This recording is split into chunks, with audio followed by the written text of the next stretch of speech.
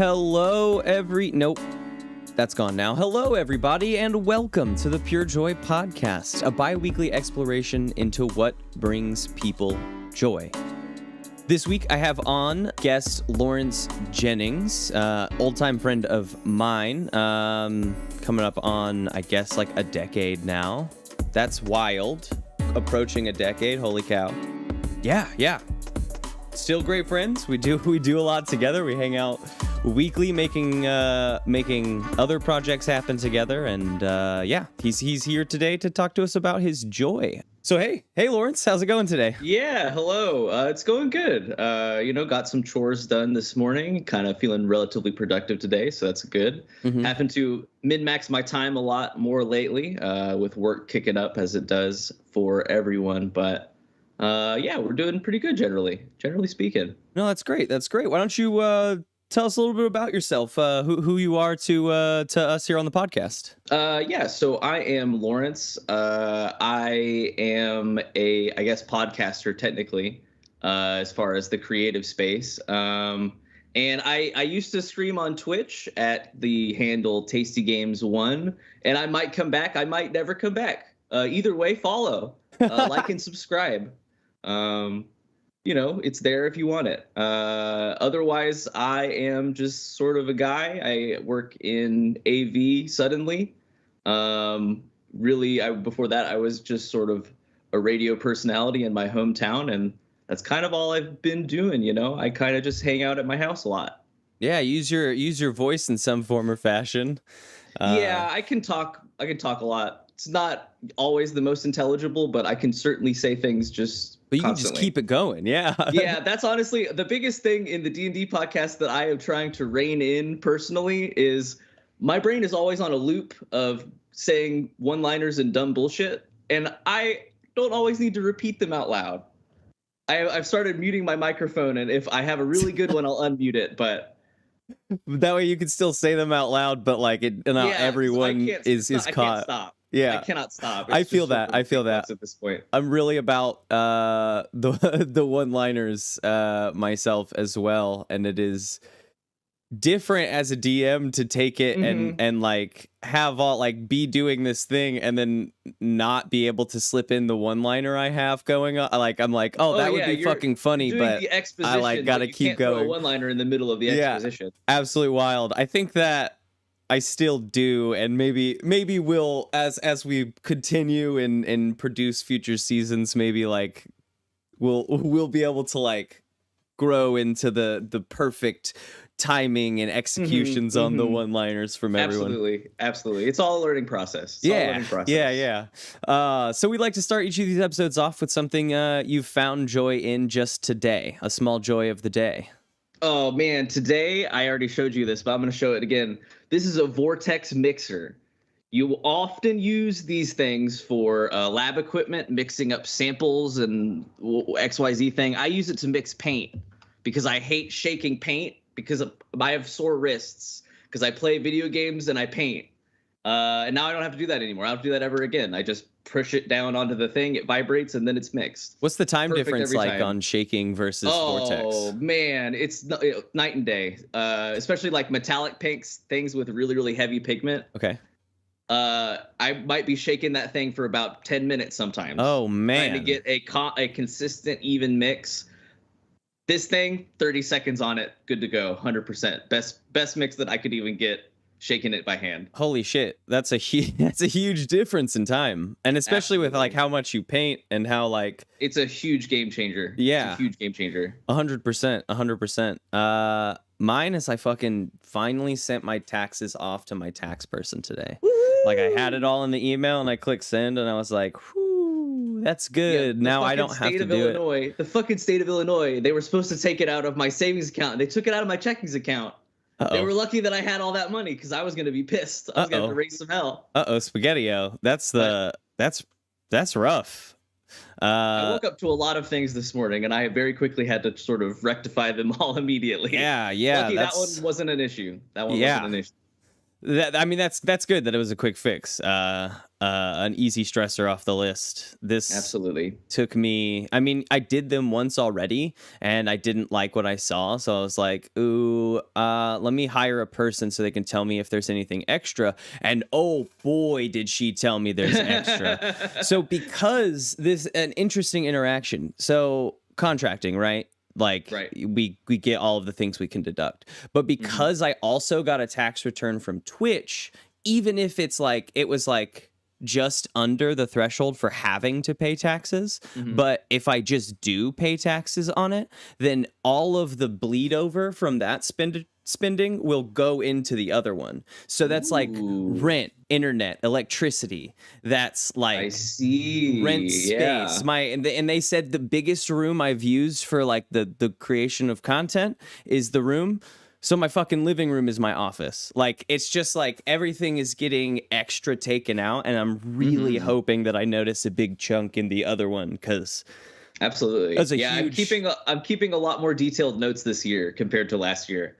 Yeah. Because I think I, generally speaking, was able to get all of my deductions pretty fair, but it definitely would have been a lot faster if I just had those numbers already in front of me. Yeah, yesterday was a day of sitting on my bank account and going through line by line, being like, exactly. Which is this something I can deduct? What does this go to? Yeah. It's interesting seeing, because like doing Twitch and the AV last year, same time, it's interesting seeing the arc of like expenditure on AV increasing while Twitch decreases and then changing as it goes on. It's very weird. Man, all these made up numbers, man, just all the time. They're all over the fucking place. Just can't stop them.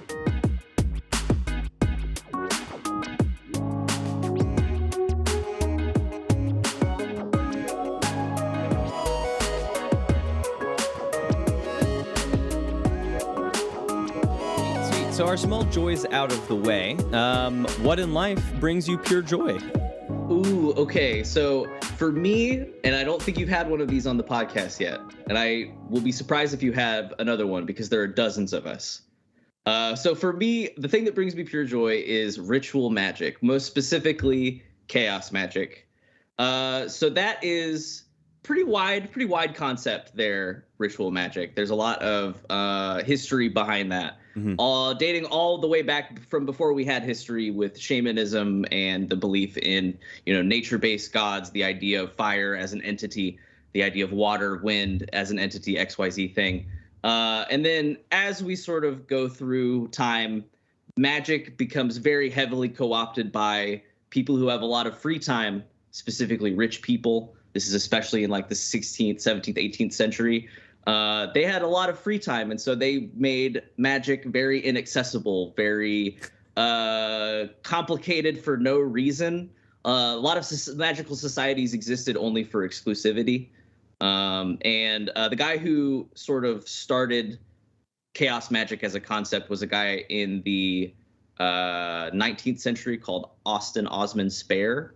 And he was an artist all the way through the 20th century, through World War I, World War II, I think into the 50s even. And he sort of outlined the core concepts of what would eventually become chaos magic. And those core concepts are the relationship. And this is really the important part for chaos, what chaos magic is. What the core concepts are. Absolutely. Okay. It is the relationship between Kia, which is sort of like the universal unconsciousness, the energy of the universe, the sort of it's like the idea that the universe is created by an entity, but it is left alone, like the clockwork theory or something like that. Yeah. It's an unfeeling, unknowing, uncaring entity from which everything stems from. It exists and just does that. Yeah, it exists and it just sort of, you can interact with it, but you could never really tell it. You can't tell it to do something. It just is. And the Zos, Z-O-S, which is our personal physical form in reality, air quotes, in the reality that we can understand.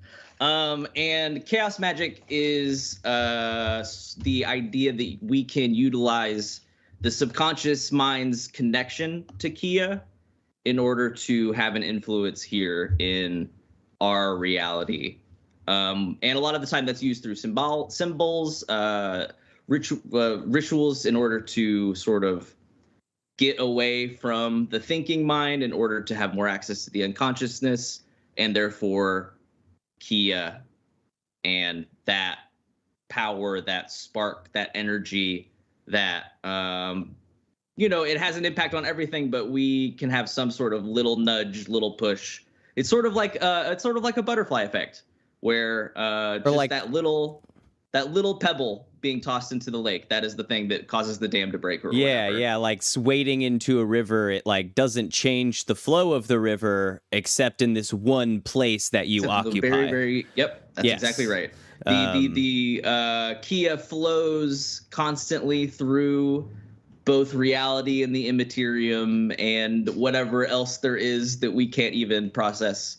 And chaos magic is the way that you can influence that flow in whatever small way. Yeah, a lot of this concept is pretty heady. I remember when, like, literally, I think what sparked my interest in it was, we were talking even before the podcast, was an episode of this show based on another podcast called The Midnight Gospel, in which, as they journeyed throughout this episode, the main character sort of got a lesson into the chaos magics, ritual magics in some form or fashion. Yeah. Occult. And it was just so intriguing. I bought a couple books, and that was really as far as I got, because cracking the books and attempting to parse what is written is a task. It is an undertaking. Yes, absolutely. It's absolutely like a personal journey, because like you have to read a paragraph and then reread a paragraph and then let it sit and then reread it again and then move on and then like read them both in conjunction. And I would say only over the last 2 years have I considered myself a practicing chaos magician. And that is because I've had a passing interest in the occult, and Aleister Crowley, in all of this long history of ritual magic, the occult. And you have to really have a lot of effort to really crack that sort of first layer. Being able to not even read the books that are the source books, the original writings, like the Book of the Law, Aleister Crowley, or the Book of Pleasure from Austin Osman Spare. All of these things are like the fourth or fifth thing that you can read, because if you try to just go straight at them, it's not helpful. It's not understandable. You don't have the baseline knowledge that you need in order to parse these things. I mean, which came later, right? Like as a text, because when we're talking about like back when they were writing these texts, they were written, again, like you said, to have some form of inclusivity in this group. Like it's not just about what you're reading, but you have to do this in conjunction with what we are teaching you and what we are passing along to you. Absolutely. And especially orders like I was talking about earlier, the rich people and very exclusive orders.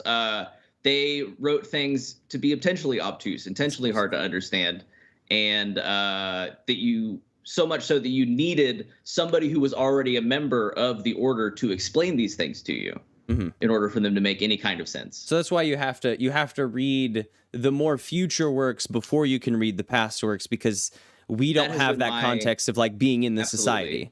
Absolutely. That has been my process. I don't have any personal desire to join. I think the modern example for chaos magic specifically is the Illuminates of Thanateros. And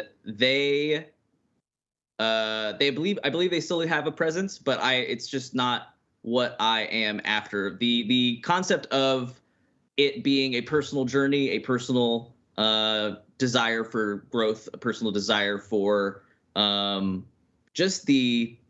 it's not something that you get to experience every day. The mindset that you have to get into in order to pursue this type of thing, I just think it's not what you think about in a common everyday situation. The mindset that you get into in order to perform a ritual, in order to perform to launch a sigil or whatever type of magic that you're doing at the particular point in time. It's just not the mindset that you walk around every day with. It's very interesting.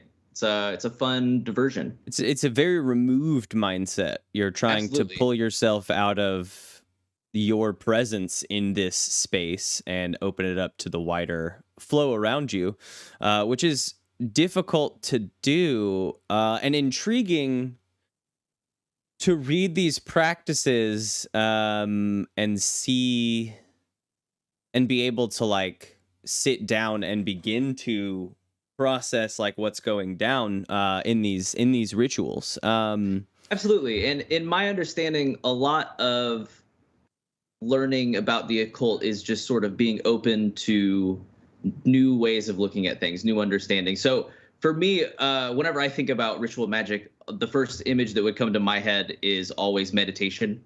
It's always that stillness that brings clarity, or like being so removed from the immediate that you can more freely access the subconscious.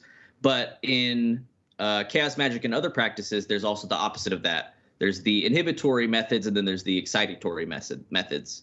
In chaos magic, it's referred to together as gnosis, which is just sort of an altered state of mind. And, you know, sometimes we think about that as drugs, psychedelics, alcohol, but that could also just be dancing. That can be chanting. That can be meditation. That can be what is referred to as death posture, which is various ways that you can hold yourself, and you hold yourself as still as possible. You breathe as long, slow breaths as possible. You really try to remove yourself from the physical presence in order to more access the subconscious. And then once you're finished with the ritual, the important thing is to then forget about it. You have made you've cast that pebble, and that pebble now is going to go do its own thing, and you don't have to think about it ever again. So we've been talking a lot about these rituals, these like like affecting just this small point in the river flowing around us. But like, what are you doing this for? Like, what is an outcome of a ritual? Is it like to get a thing? Is it to improve in a way? Like, what is so this that's process? sort of the interesting thing, because it's especially with chaos magic, because chaos magic doesn't have as rigorous like this is for example, this is a love ritual. This is how you are going to get affection from a particular party. Like there's not a strict set of guidelines or strict set of rituals. It's more like workbooks. It's more like this is an example of what you can do to affect XYZ thing. So for a more concrete example, let's say that you wanted to win a prize from a raffle. You wanted to specifically do sort of a luck-based ritual. Chaos magic is really open-ended because the things that have power are the things that we as a people, as a psychic entity within the universe, as humans, we've given it that power.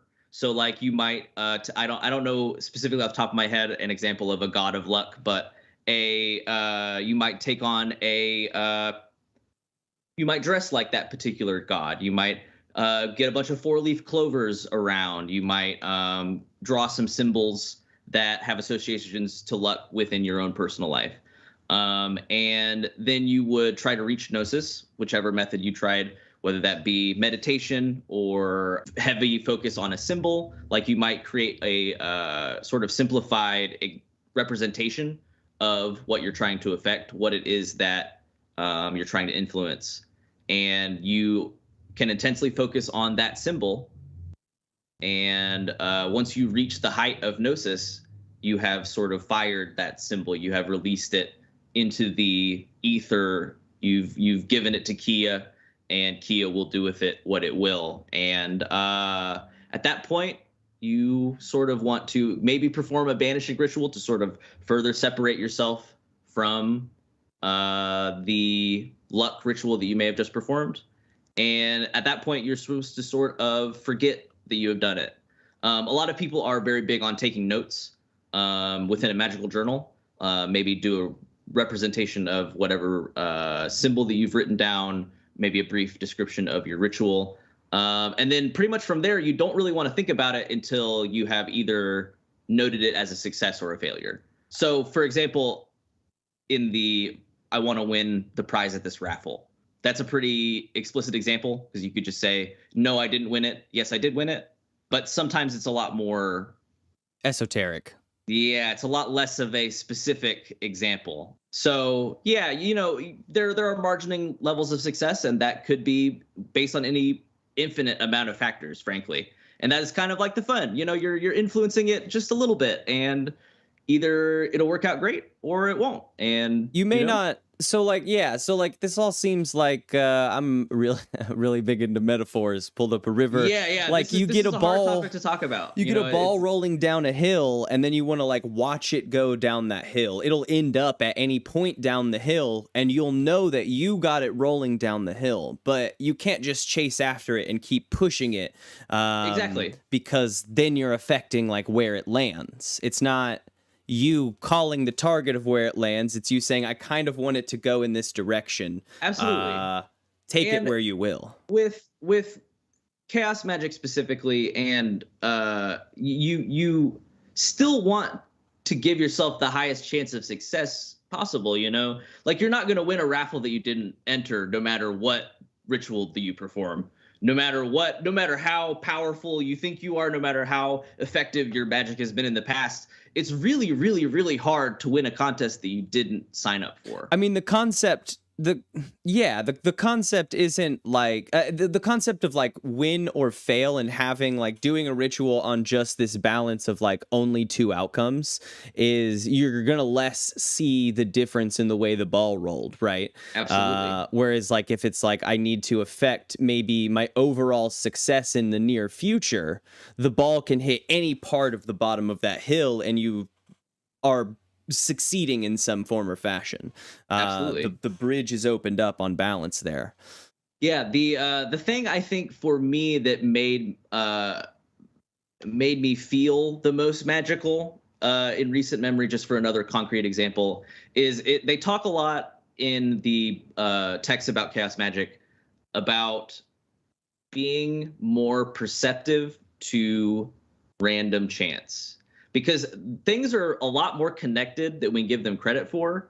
And also within the mindset of someone who performs ritual magic, being more cognizant of the connections that might be a little bit less. Like numerology is a good example, I think, where you're not necessarily reading into what 7 means in this context, but 7 might pop up a lot of times during your day. And that is something that you might be able to pick up on the more that you think in this mindset. And then in that case, it's not about finding the number 7, but it's like what that represents in this moment being connected to another momentary of 7. Why do I continue to be presented with a 7? Yes. And what experience in my day was that 7 involving, right? Mm-hmm.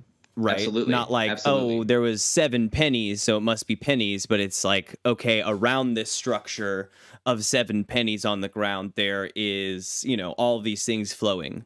Mm-hmm. For me, it's colors. Colors are the things that I notice most often because I spend a lot of time whenever I'm traveling for work in different cities and places that I haven't been to before necessarily. And I think it's always interesting, especially in what is often sort of the same color palette, like a hotel conference space. It's often the same sort of color palette. And so there will be colors that will stick out. And then it's interesting to then throughout the day, see that color again over and over and over.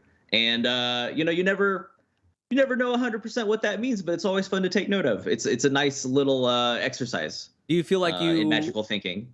Do you feel like that has affected any of your decisions in like focusing on that, like maybe about like because you're in other cities, so maybe about like where to eat, what to do in your free time? Does that like affect those things? I think so. It isn't necessarily always the positive thing. It also is sometimes things to avoid. But I think that being more cognizant of that, like the universe is random, but our perception is not.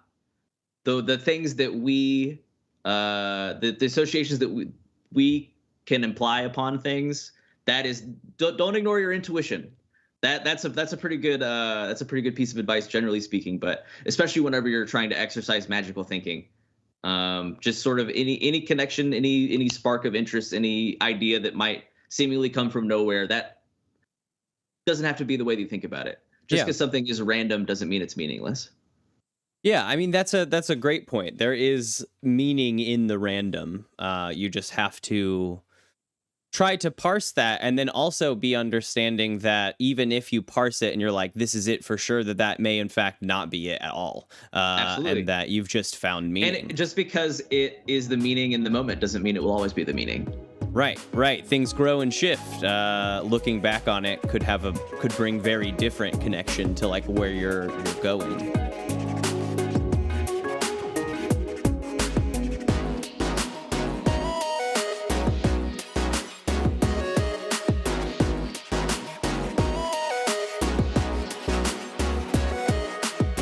So is chaos magic about, do you think, more living in the present or in the future? For me, personally, I think it has brought my perception a lot more into the present. As far as it goes, chaos magic for me has sort of replaced spirituality for me. I don't really it's not necessarily the God that is powerful. It is the concept. It is the power that we have given to the these belief concepts. in the God.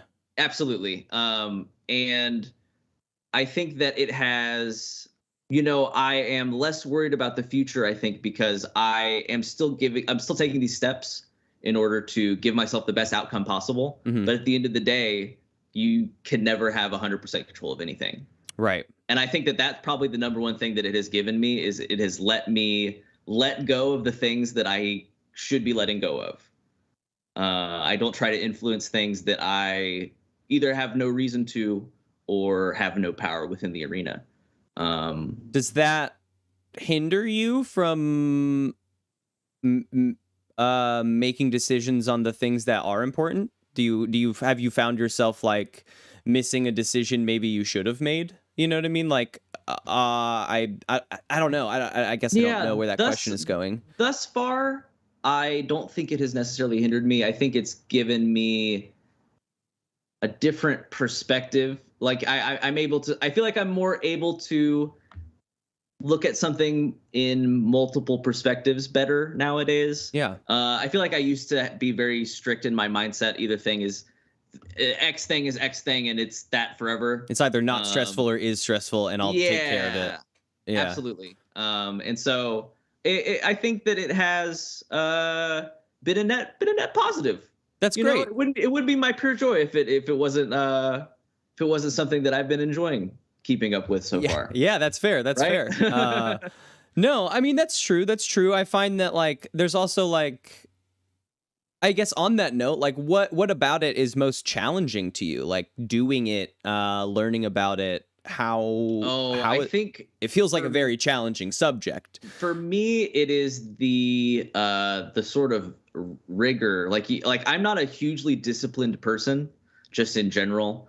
I am very forgetful, very mismanaged a lot of the times, very messy.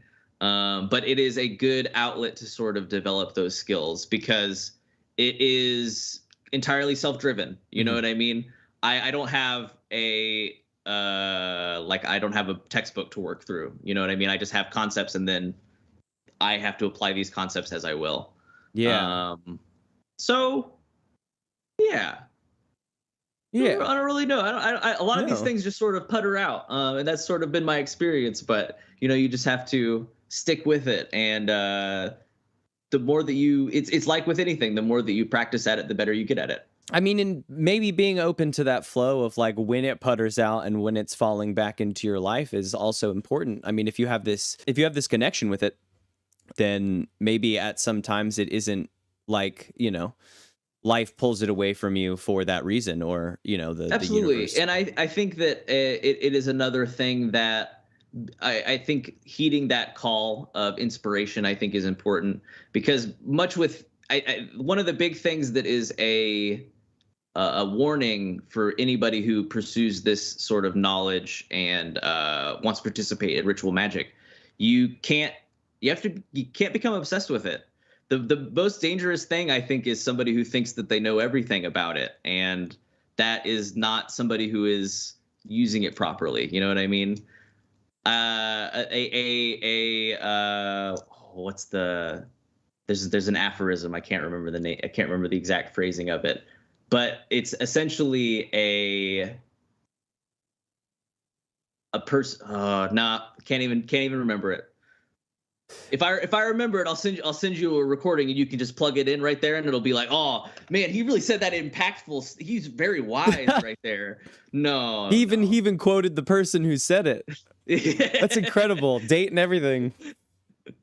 No, that's, yeah. I think that it sounds like a big portion of it is living in the learning. Like, you're never gonna stop growing and discovering as long as you are doing it with because it's extremely open-ended. That's really the struggle of talking about it, is it's all of it is such open-ended concepts. So yeah, coming at it with like an obsession in doing it, thinking that you have got it down, thinking that you know how to control it all, is, I mean, doesn't that would inherently separate you from the like ability to, what did you call it? Gnosis. But like, okay, so being sort of blanketed in that obsession of assuming that you know everything and doing it all already right, you're, I think, inherently pulling yourself out of that gnosis, right? Like you're not, there's no way that you can give yourself over to that fully if you feel like you are in control. Absolutely. I think that the feeling of control is it's not real. It is an illusion. It is something that you are I think a lot about the psychic sensor, which is the concept that our brains try to hide things that are super difficult for us to process. So for example, the thing that I'm trying to do right now is I'm working on astral viewing, and step one for that is, in a dream state, you have to notice that you're in a dream and then find your hands. Because if you think about it, me personally, I've never once seen my own hands from my own personal point of view. I've never seen my own hands in my dreams. It's so hard to parse if I have or haven't in a dream. It's hard to think about it, but I've thought about it a lot, and I really don't think I've ever once seen my own hands in a dream. Do you often remember your dreams? Are you one to remember them often? Because I am not, and I'm curious. I wasn't for a very long time. As a child, I had like 4 or 5 recurring dreams that I would always remember. But other than that, I don't remember a huge lot of them. Yeah. And then I would say, from the collective trauma that was 2020 through 2022, 23, I pretty much didn't have any memory of any dreams that I had that whole time. Mm-hmm. But all that is coming back to me now. Do you think that that's due to your focus on this subject? I think I'm trying to remember them. I'm trying to remember them a lot more now. And also, I have this mission. I have this goal. I want to see my own hands in this dream, because I think I will be able to overcome at least that boundary within the psychic sensor. The search for my own hands. That's really, I think that will be my trigger moment, and then I will be able to overcome that more easily in the future. Because if I am in my dream state and I can find my hands every time, I can always immediately trigger that lucid dreaming response. Do you think that has anything to do with control? Because without like access to your controlling mitts, like, how do you control the space around you? Like, I think that makes sense. In a dream, you're going to do it mentally anyway. You're going to you're not just going to, I mean, you could, but you're not like, the concept is that you like imagine it into reality. Yeah, I think it is that sort of symbol could be replaced with anything. Like if you're like somebody who has a big collection of books, for example, like maybe your dream trigger is, if I ever find issue 16 of Ultimate Spider-Man, I'll know, hey, I'm in a dream. I can control this now. But for me, especially because like I play video games, I'm very tactile, do a lot of painting, do a lot of things with my hands. I'm very familiar with my hands, and I think that is something that I can always come back to once I get over the hurdle of actually finding the dang things in my dream. Do you think that has anything to do with the block of finding them as well? Do you think I think so. I think that pressure on yourself to do that in that state? I think it would work the same with anyone's particular symbol. I think that the brain, like especially like the lizard brain part of it, that just doesn't like danger, doesn't like seeing predators, wants to escape danger, wants to escape things that are hard to process. Mm-hmm. Yeah. I mean, it sounds like a lot of this is being along for the journey, and so like attempting to look for any one part can make that harder to find sometimes. But I mean, in your search, it's interesting. There's like such a balance to it because you've been developing out a skill, even if you haven't found your hands yet. You've been developing out the skill to like look around a bit more in those cases and like maybe see other things in your dreams and maybe miss some things because you're looking for your hands, but it is still, that's such a funny sentence. It's still, I think, important because you're growing through this in the way that it seems like you need to be, whether you're finding the exact things, i.e. your hands, that you are missing. It is very interesting how close this, you had said earlier on that it is like replaced spirituality for you. The like process of learning magic and doing it. At its core, religion feels like at least the intention for what religion is desire for self-growth, a desire to be more like this figurehead, more like a godlike being. And I think that magic is interesting in the way that that's not necessarily the end goal. The end goal is just to be more ... Whatever that means for you in this moment. Yeah. And for me in this current moment, it is I just want to find my hands, man. Really want to win that raffle. I've had so many dreams recently that I will wake myself up because I will be doing whatever. For a recent example is I was playing, the idea of the dream was I was at an airsoft venue and I was getting ready to play, but I could never finish getting ready. I just kept putting on more bags, like over and over. Like I had 3 backpacks on for some reason. And I put on the 3rd backpack and I was like, wait a minute, where are my hands? And then I woke up. Missed it. Yeah. And I think that the things like that I would never experience without this particular path of trying to learn chaos magic and stuff like that.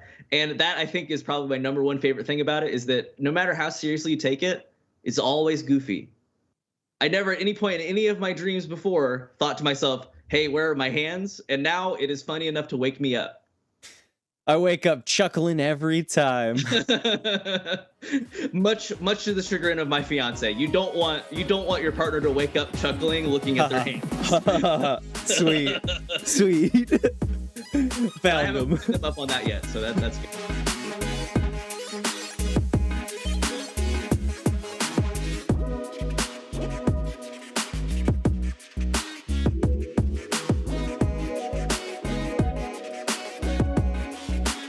Okay, so where's a good place for someone to start in all of this? Like, where's a good direction for someone to go if they have no idea what we've been talking about and they are interested?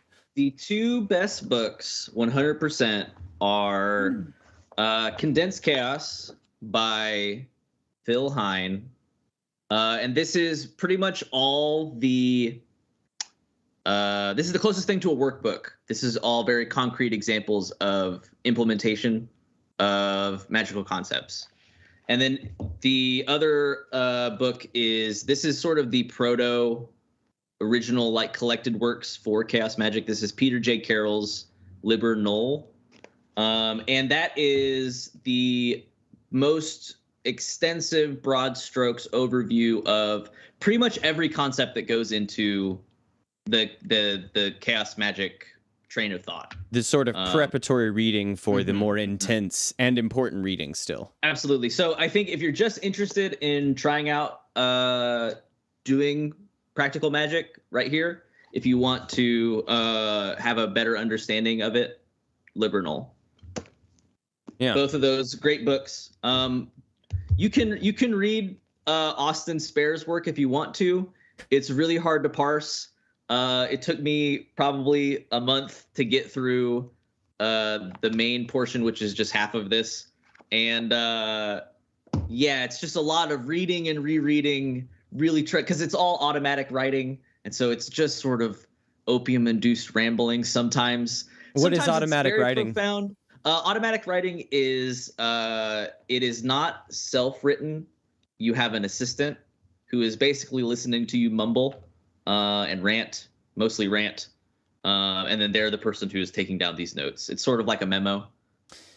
I mean, I feel like there has been a time in my life. Once you introduced this concept to me, I realized that I think, were you there as well? It was like you, me, Ezra, and Gabe in Ezra's old apartment back in old KV. And we did I think we all like broke down a thing for Ezra to write on these huge sheets of paper. Do you remember that? And then afterwards, I do remember what you're talking about. Yep. I feel like that is in existence somewhere around still, and it's just so intriguing. We found our way into something that felt very profound in that moment. It felt profound in that moment, and I feel like afterwards I still felt a pretty big connection to it, even though I was like in a normal state of mind again. It was very, very strange.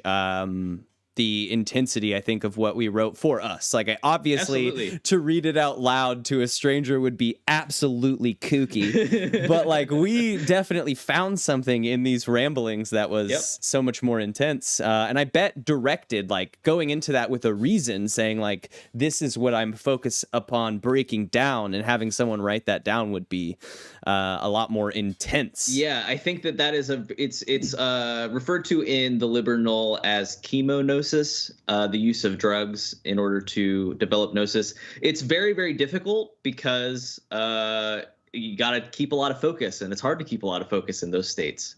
But we really found it. We found that focus right there at the end of that one. We auto-wrote. Yep. That's pretty much the best example of auto-writing for my own personal life that I can give. 100% that's what that was. Yeah. That's interesting. So a lot of Austin Spare's work is auto writing, like it's not he wrote it, but someone else wrote it from his words. Yeah, absolutely. Interesting. He again, it's a lot. It's based around his appreciation and understanding of the subconscious. And they're not trying to make sense of what he's saying. They're just writing down what he is saying. Okay. Yep. Yeah, and that is where he outlines the initial ideas for what Kia is, what he refers to as Kia, the relationship between Kia and Zos. And that is, it just gets more complicated from there. He has a lot of thoughts, and they are disjointed. Are all of his works auto-written in this way? No, just the ones that are based on the basis for chaos magic. Okay. I think he has done other auto-writing, but generally he was a visual artist. That is where most of his work originates, in visual art. I feel like for him, that is a visual experience. He's just describing sort of what he's he's seeing. Yeah, that's interesting. Yeah, he was very in touch with some very interesting concepts, but definitely hard to parse.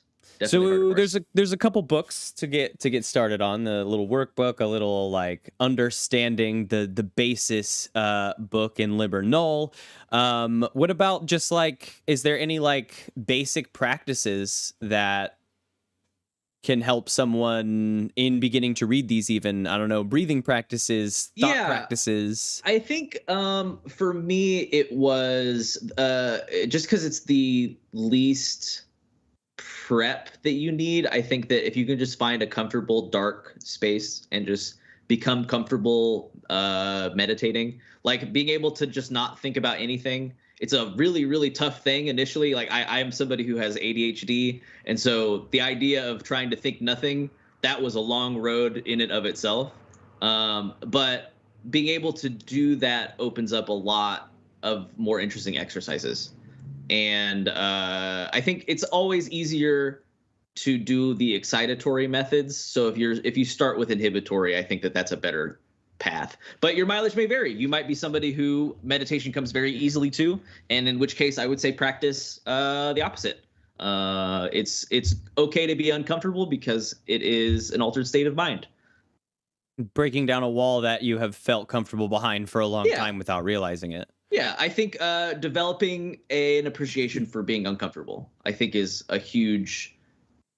That's a huge concept in magical thinking, I think. Yeah.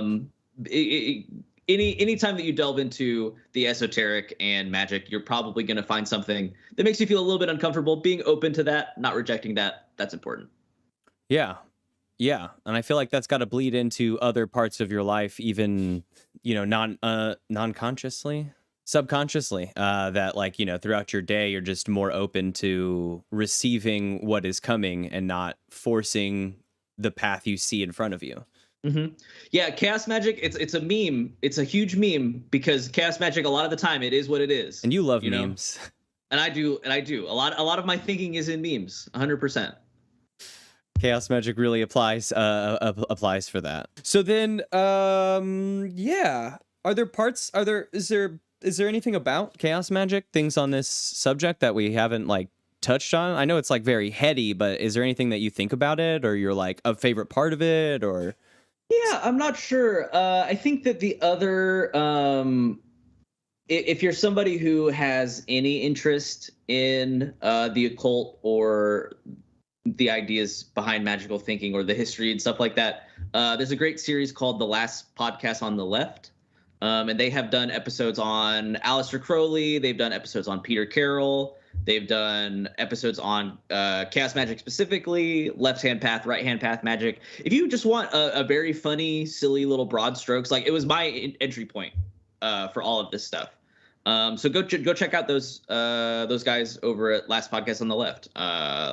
They don't need the plug. They're like number 4 on the Billboard charts, but like they're great. They need it from you. They're a great resource to be introduced to this kind of stuff. Mm-hmm. I wouldn't be here in this way if it wasn't for them being there in their way. Yeah. I mean, and being open to, I mean, that's like the flow of it. I feel like a lot of this too is, we've talked about it in the past, not necessarily here, but like it's involved in those societies because there is a power to your words and to being open to this. Like sometimes in this process, it isn't like chaos magic couldn't make sense to you until you're introduced to it. Like the right piece said in the right way can unlock that door for you to like really go down the thing. Cause I don't know, the first time I feel like even though it inspired me to like actually get a book or two and read up on it, I don't think that was the first time I was introduced to the concept of chaos magic, but it was the way that they spoke about it and how that opened my brain up to it. And I think that like any different approach to it is always a beneficial approach, especially to a subject such as this, where it's just sort of all over the board. Yeah, and absolutely. Like I said, I'm kind of a silly, goofy guy, and that podcast is a pretty goofy, silly time. The Soofy-gilliest podcast. Yeah, and so I think, being able to find the humor in it early, that definitely drew me to it, 100%.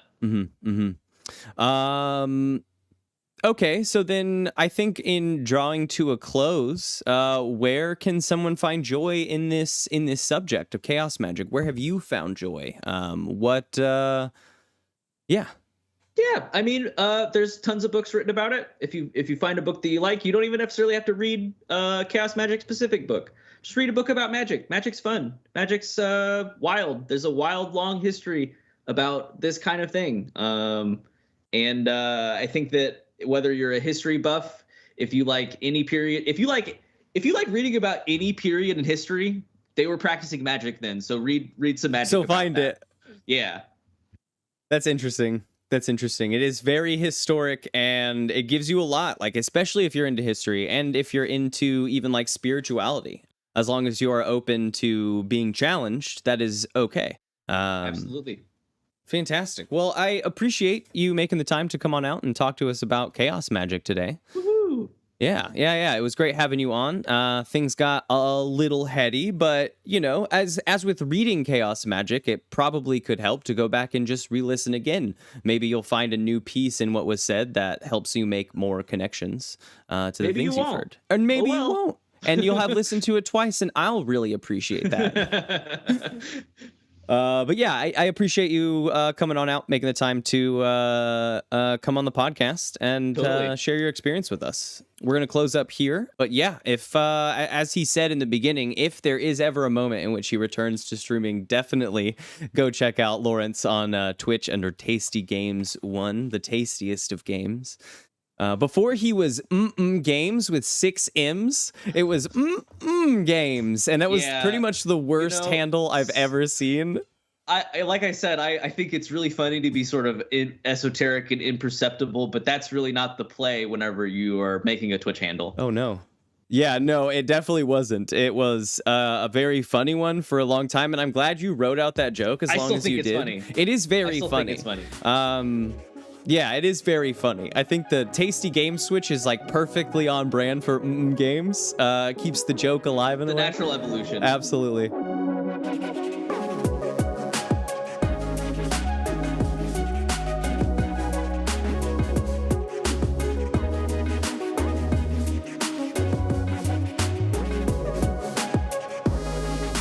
All right, everybody, welcome on back. I want to appreciate all of you for coming on out and joining us on this episode of the PureJoy Podcast with my guest, Lawrence Jennings, longtime friend of mine and practicer of chaos magic. He came on today to talk to us about that, chaos magic and what it's done for his life. It is a very heady subject. It's a very difficult to parse subject. There's a lot going on, and a lot of it is about releasing yourself from the need to understand and just allowing yourself to experience this thing and maybe just realize how that connects with another experience, because every step along the way is important. Each realization is important, but each one isn't this grand life-changing thing. They lead down the path, and chaos magic is about opening yourself up to realizing the path that you're on and the effect that you can have on the flow of the river around you. Very heady, very all over the place. But if you ever want a little bit of control, that's weird to say in the lack of control, because all of this is about, right, like losing that sense of need of control. But in doing that, you open yourself up to be able to see what you can affect around you, right? It's difficult to use the right words. It's not about controlling this situation, but you are affecting it. Like, you don't get to say, like we said in the podcast, like where down the hill the ball will land. But if you get it moving down the hill, you know that it'll eventually end up at the bottom, and maybe it'll be right where you want it to be, or maybe it'll be far to the left. And it's about the meaning behind where that ball has landed. And I know, like, again, a very heady subject, difficult to parse, but definitely worth a re-listen. As we said, like with the readings, the purpose, like the need to move forward here is a read, parse, reread, parse, extra read, now put it all together and parse what this all means together, and like what this means to you and what connections you are able to make through this. And so a re-listen here will probably bring a ton of extra realization for yourself, or maybe just another interest in this new subject of chaos magic. Not new in terms of the world, but new in terms of something we've presented on the podcast.